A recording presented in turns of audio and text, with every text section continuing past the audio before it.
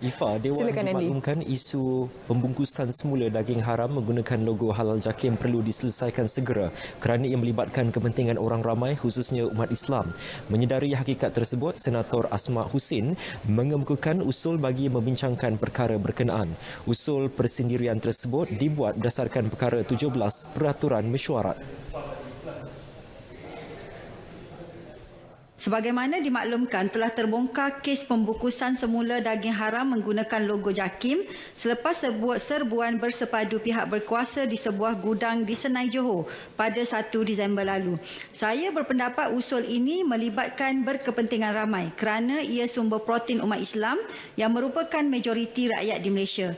Yang kedua, ia adalah perkara tertentu kerana melibatkan nama baik kerajaan khususnya JAKIM sebagai pengeluar logo halal yang disegani di Malaysia dan juga di peringkat antarabangsa serta integriti Kementerian Perdagangan Dalam Negeri dan hal ehwal pengguna yang bertanggungjawab dalam penguatkuasaan. Ya, jelas beliau lagi usul tersebut juga perlu disegerakan bagi mengelak kekeliruan dan situasi panik dalam kalangan masyarakat memandangkan jenama produk daging yang terlibat masih belum didedahkan oleh pihak berkuasa. Baik, saudara, usul yang dikemukakan oleh Senator Asma Hussein tersebut mendapat persetujuan yang di-Pertua Dewan Negara Tan Sri Dr. Rais Yatim setelah memenuhi 3 syarat. Usul yang dibahaskan sebentar tadi dengan 30 minit diperuntukkan untuk ahli-ahli yang berhormat berbahas. Seterusnya dijawab kementerian berkaitan dalam tempoh tidak lebih 30 minit.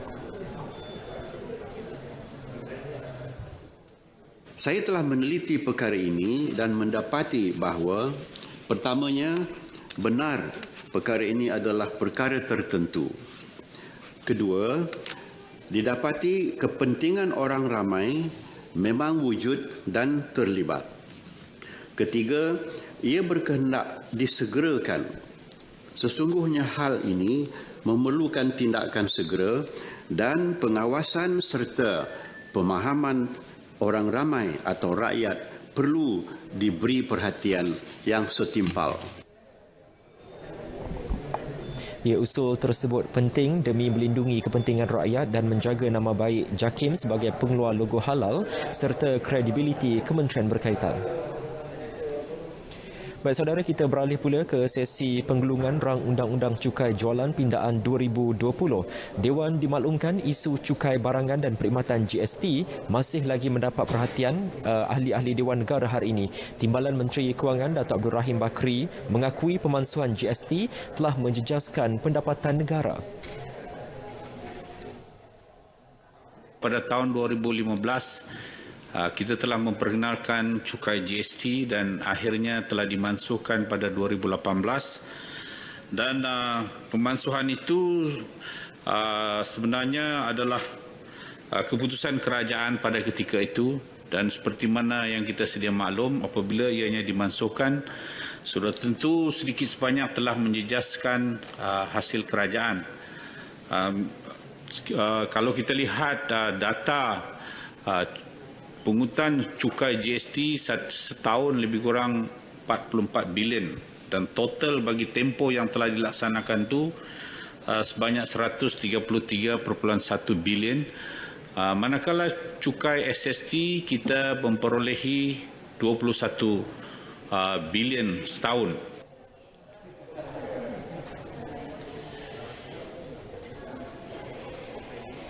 Ya, kerajaan juga akan mengambil kira pandangan umum sekiranya mahu melaksanakan GST semula. Beliau memaklumkannya ketika sesi penggulungan bagi perbahasan rang Undang-Undang Cukai Jualan Pindaan 2020 yang kemudiannya diluluskan Dewan Negara.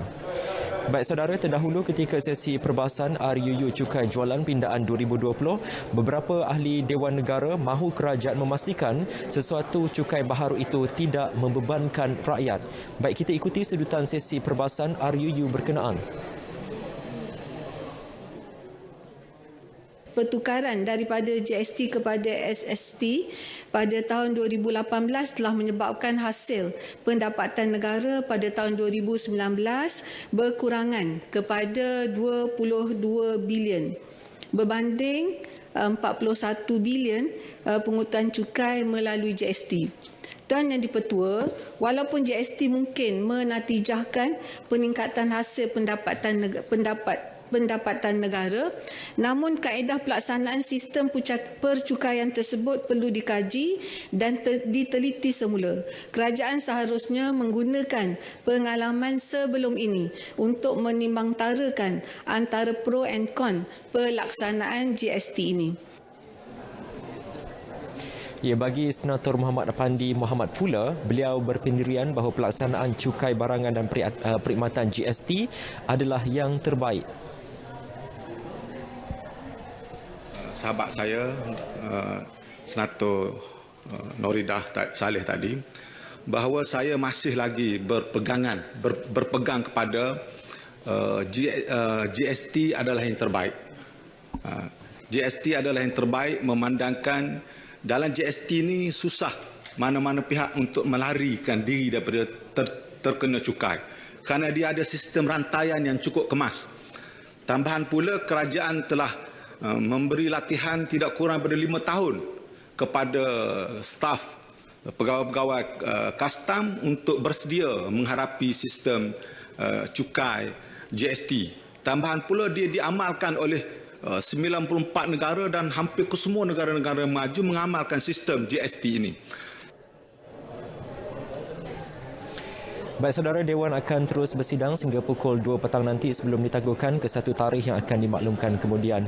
Hari ini merupakan hari terakhir bagi Dewan Negara sekaligus menutup tirai persidangan penggal ketiga Parlimen yang ke-14. Malam ini dalam berita perdana kami akan bawakan kepada anda imbasan Parlimen 2020 juga dalam berita Parlimen 14 pukul 10.30 malam nanti. Sekian dahulu dari saya, laporan lintas langsung persidangan Dewan Negara dari lobi Dewan Negara. Kita kembali bersama Ifah di Angkasa Puri.